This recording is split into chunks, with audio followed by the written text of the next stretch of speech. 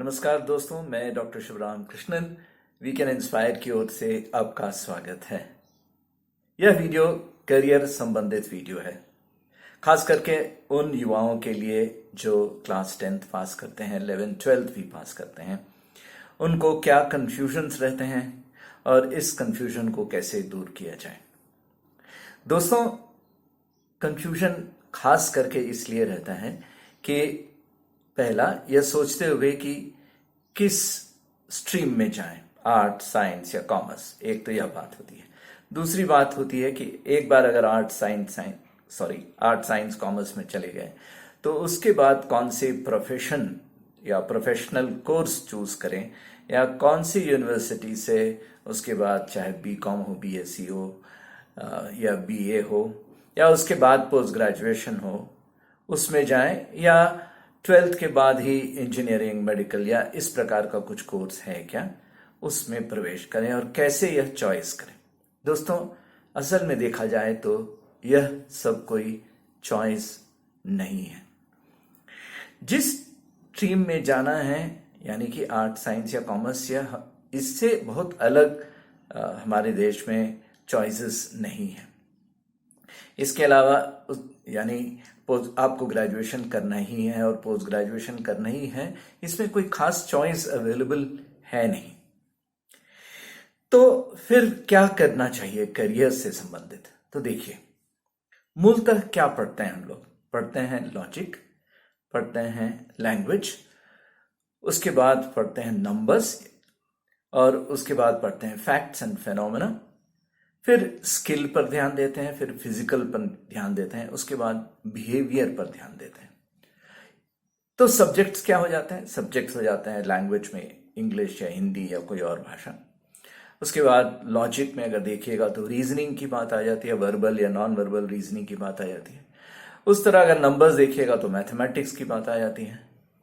Behaviour देखिएगा तो psychology की बात आ जाती है। तो कुल मिलाकर के कुछ इस तरह के 5-6 एरियाज हैं जिनको जानना है। फैक्ट्स एंड फिगर्स कीजिएगा तो कहिएगा कि जनरल नॉलेज है या करंट अफेयर्स है, और अगर फेनोमेना कीजिए, घटना कीजिएगा, तो कहिएगा कि साइंस है। तो बहुत चॉइसेस तो है नहीं। तो क्या करना चाहिए?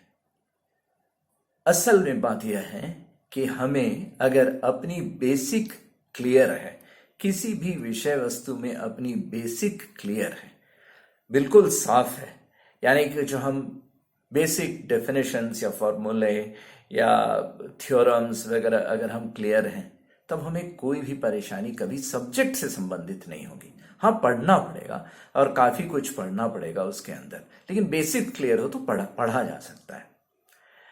तो होता यह है कि हमारी बेसिक्स नहीं क्लियर रहती है। इस वजह से जब हम कोई भी सब्जेक्ट लेते हैं, उस सब्जेक्ट में कोचिंग लेनी पड़ जाती है, और फिर से बार बार कोचिंग लेने से बोरियत भी होता है, समय भी जाया होता है, और इसी वजह से हम देखते हैं कि यह कठिन है।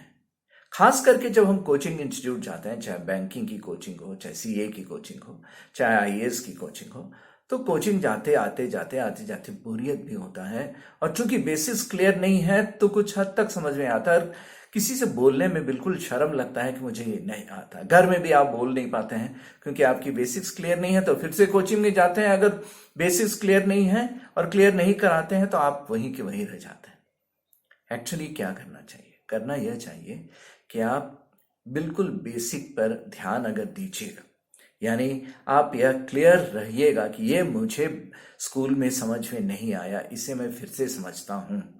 चाहे वो कॉमर्स से रिलेटेड हो, चाहे वो मैथमेटिक्स से रिलेटेड हो, चाहे साइंस से रिलेटेड हो, चाहे हिस्ट्री या ज्योग्राफी से रिलेटेड हो, अगर आपकी बेसिक साफ नहीं है तो बेसिक को क्लियर कीजिए। उसके बाद सेकंड पॉइंट आएगा कि सभी बेसिक्स के ऑब्जेक्टिव क्वेश्चंस होते हैं। यानी आप मैथमेटिक्स ले लीजिए, रीजनिंग लीजिए, इंग्लिश लीजिए, सबके ऑब्जेक्टिव क्वेश्चन होंगे, बिल्कुल छोटे छोटे ऑब्जेक्टिव क्वेश्चन होंगे। तो इनको हम लोग प्रैक्टिस करते ही नहीं है।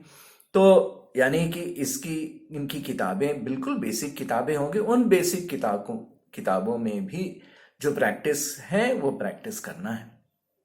उसके बाद हम यह सोचते हैं कि जो करंट अफेयर्स होता है, यार यह यूं कहिए कि हमारी जो देश दुनिया की जानकारी होती है, यह जानकारी हम बाद में जब एंट्रेंस एग्जाम आएगा तब से देखा जाएगा। तो दोस्तों कैसे संभव है ये बात बताइए।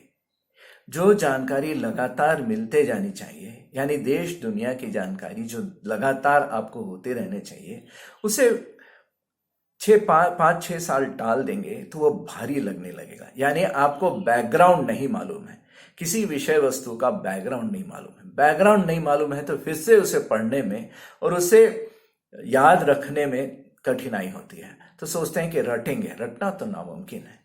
यानी जो करंट अफेयर्स होता है, वह करंट अफेयर्स ऐसा नहीं है कि आज ही घटना हो गई कोई घटना, उस घटना के पीछे बहुत बैकग्राउंड रहता है, उस बैकग्राउंड की जानकारी नहीं होती है, इसलिए आज अखबार पढ़ने में बिल्कुल बोरियत महसूस होता है। तो कुल मिलाकर के बात कहां पर आ जाती है? 3 बात। आप अपनी बेसिक को अगर क्लियर रखेंगे तो कोई कठिनाई नहीं होगी। दूसरी, ऑब्जेक्टिव की प्रिपरेशन आप आरंभ से ही करेंगे, यानी 10th आप पास करके शुरू कर दीजिए प्रिपेयर करना, करेंगे तो कोई कठिनाई नहीं होगी। तीसरी बात यह है कि आप अगर देश दुनिया की जानकारी आरंभ से ही रखेंगे तब भी कोई कठिनाई नहीं होगी।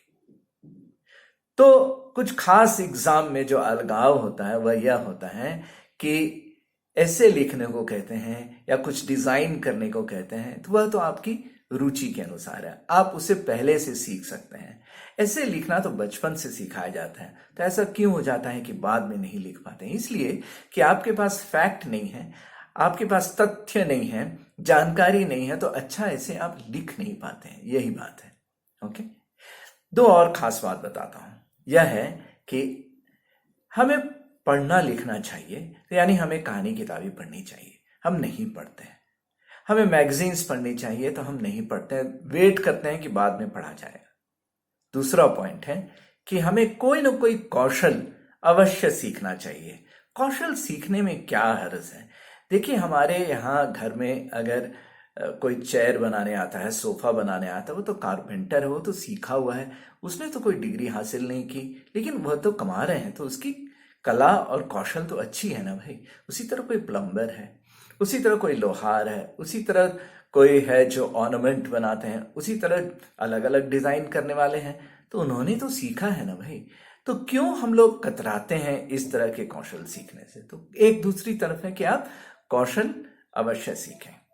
और एक खास बात, फाइनली आपको लोगों से डील करना है, यानी आपको दूसरों के प्रति आपकी संवेदनशीलता होनी चाहिए, आपकी केयर होनी चाहिए, यानी आपके चारों तरफ जो लोग बाग हैं उनके प्रति आपकी केयर होनी चाहिए, आपकी कंसर्न होनी चाहिए, आपकी सेंसिटिविटी होनी चाहिए, यानी पीपल मैनेजमेंट इसी को कहते हैं। आराम से ही इसे रखिएगा, ये सब क्वालिटीज आपके यहाँ रहेंगी, तो कौन सा आपको करियर छूटेगा?